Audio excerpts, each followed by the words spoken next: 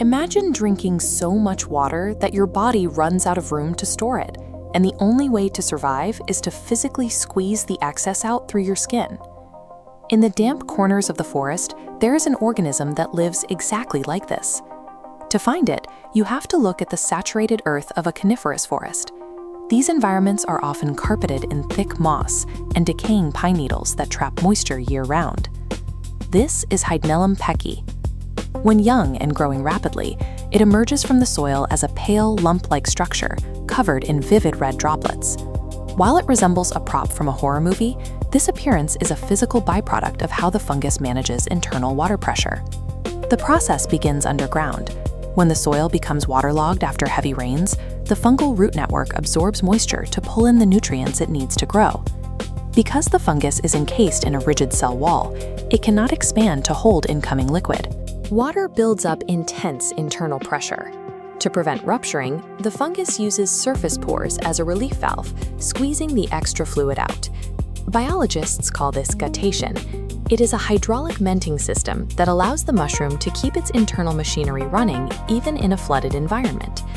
In this photograph, you can see that the expelled water is a deep red.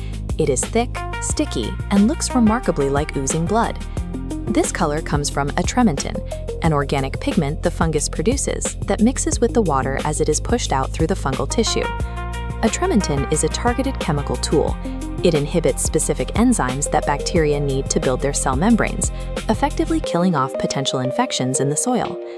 By saturating its sweat with this pigment, the fungus creates a chemical shield that protects its growing tissues from microbes living in the forest floor. While the red droplets catch the eye, the most significant anatomical feature is hidden on the underside of the mushroom. Instead of the flat, blade-like gills found on a common grocery store mushroom, Hydnellum peckii possesses thousands of delicate, downward-hanging spines.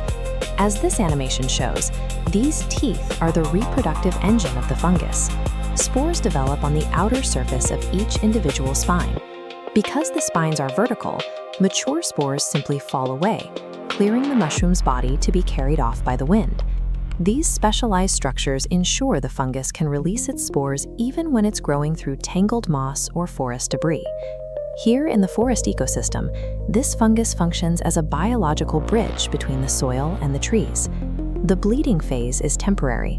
As the fungus matures, it turns brown and nondescript, eventually blending into the earth as it focuses its energy underground.